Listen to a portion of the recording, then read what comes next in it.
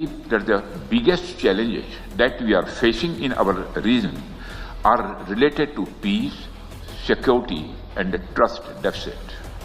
Defence minister Rajnath Singh साहब जो हैं वो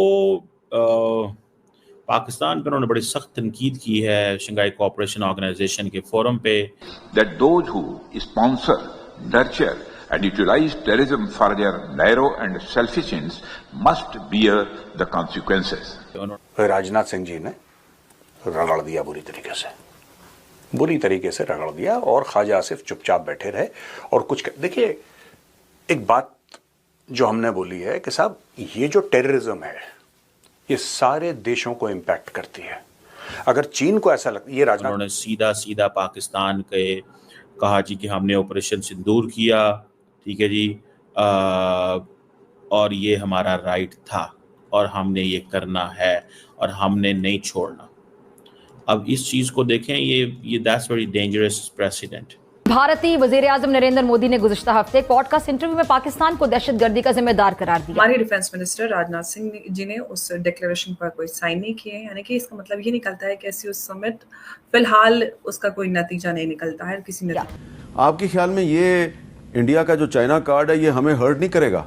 हम लोग मैडम एक बिकी हुई कौम है, हम बिके हुए लोग हैं, हमें खरीद लिया गया हुआ है, चाहे वो IMF ने खरीदा हो, चाहे वो सऊदी अरेबिया ने खरीदा हो, चाहे वो चाइना ने खरीदा हो, हम लोग बिके हुए कौम है। राजनाथ सिंह साहब जो हैं उन्होंने ये जो बातें की हैं और कहा है जी के, और आपको पता है 2020 के बाद जब से गलवान वैली का वाकया हुआ था, लड़ाई हुई थी, उसके बाद पहली दफा जय हिंद दोस्तों रक्षा मंत्री राजनाथ सिंह जी का बयान सुनकर पूरा पाकिस्तान हैरान रह गया है और पाकिस्तानी यह बोल रहे हैं कि राजनाथ सिंह ने हमें बहुत बुरी तरीके से लताड़ दिया है। नहीं कर रहा, मैं कह रहा हूं भारत समेत कोई भी देश SCO का मेंबर हो ना हो, इसका मेंबर हो उसका मेंबर हो, किसी को भी गलत फहमी है कि पाकिस्तान जैसे मुल्क, नॉर्थ कोरिया जैसे मुल्क, अगर इनको आपके कंडेमनेशन से फर्क पड़ता है, ठीक है, अगर किसी को भी ये डाउट है कि आप कंडेम करेंगे पाकिस्तान को कि तुम टेररिस्ट पालते हो और भेजते हो भारत के अंदर कत्ल गारत के लिए, और पाकिस्तान बोलेगा अरे यार हमें तो एहसास ही नहीं था, वी आर वेरी सॉरी।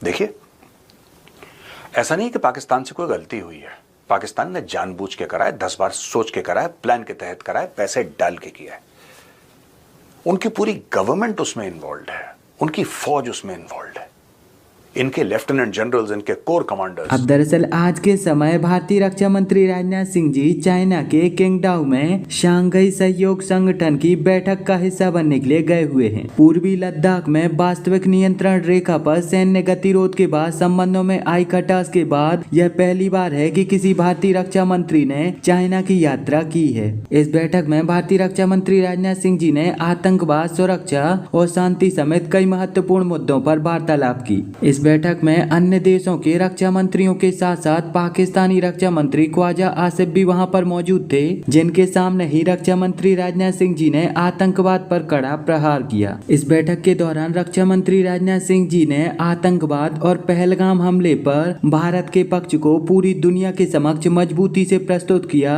और इसका नतीजा ये हुआ कि बैठक के बाद कोई भी संयुक्त बयान या प्रोटोकॉल जारी नहीं किया गया। इस बैठक में चाइना और पाकिस्तान आतंकवाद से दुनिया का ध्यान हटाने की कोशिश कर रहे थे, लेकिन फिर रक्षा मंत्री राजनाथ सिंह जी ने साझा दस्तावेज पर साइन करने से इनकार कर दिया। रक्षा मंत्री राजनाथ सिंह जी ने SCO की बैठक में पाकिस्तान पर प्रहार करते हुए कहा कि यह जरूरी है कि जो लोग आतंकवाद को प्रायोजित, पोषित और अपने लालची उद्देश्यों के लिए इस्तेमाल करते हैं तो इन्हें इसके नतीजे भुगतने होंगे। रक्षा मंत्री राजनाथ सिंह जी यहाँ पर ये डायरेक्ट पाकिस्तान के लिए बोल रहे थे और ये सुनकर पाकिस्तानियों को बहुत ही ज्यादा बुरा लग रहा था।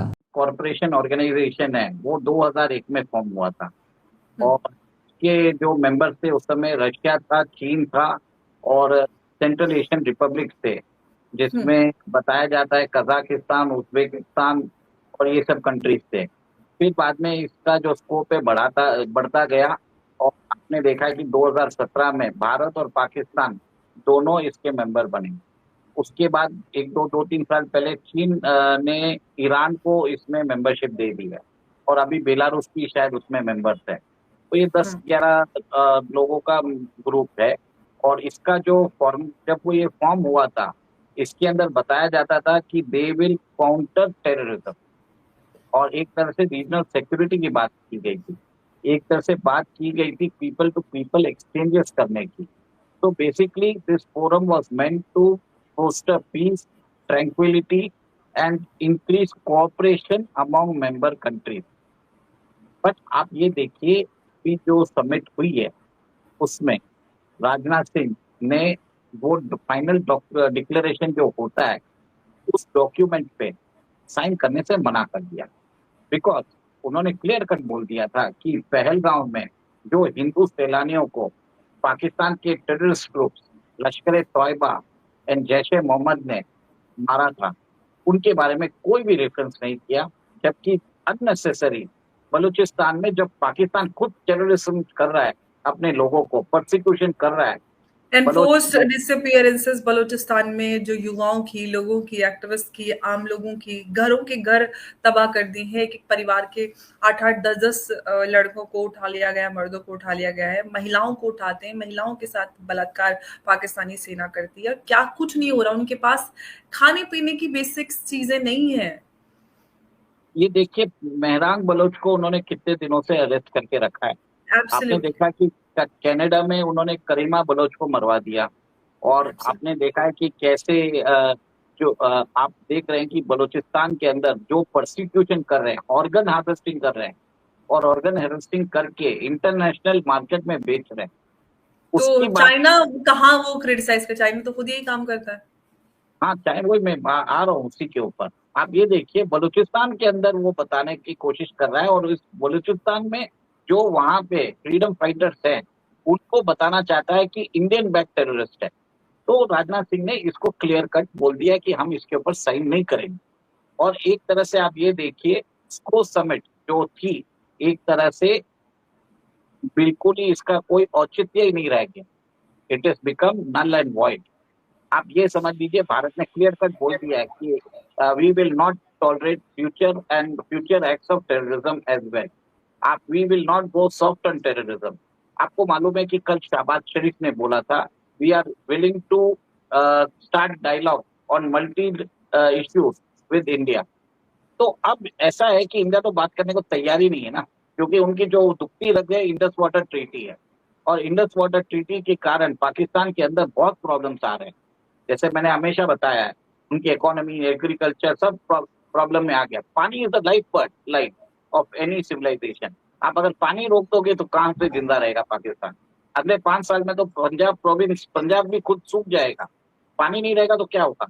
आप समझ लीजिए 25 करोड़ पाकिस्तान की जनता है। वो पाकिस्तान पर उन्होंने बड़ी सख्त तनकीद की है शंघाई कोऑपरेशन ऑर्गेनाइजेशन के फोरम पे, जहाँ पे तमाम ममालिक इकट्ठे थे। उन्होंने सीधा पाकिस्तान के कहा जी कि हमने ऑपरेशन सिंदूर किया, ठीक है जी, और ये हमारा राइट था और हमने ये करना है और हमने नहीं छोड़ना।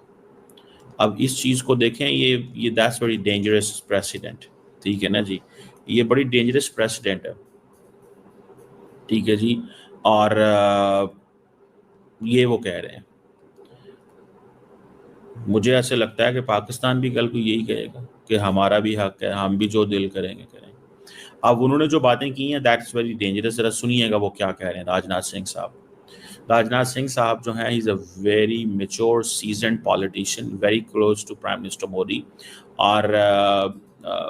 और दूसरा ये है कि किचन कैबिनेट का हिस्सा है, defence minister, second time defence minister, I think इससे पहले होम मिनिस्टर थे।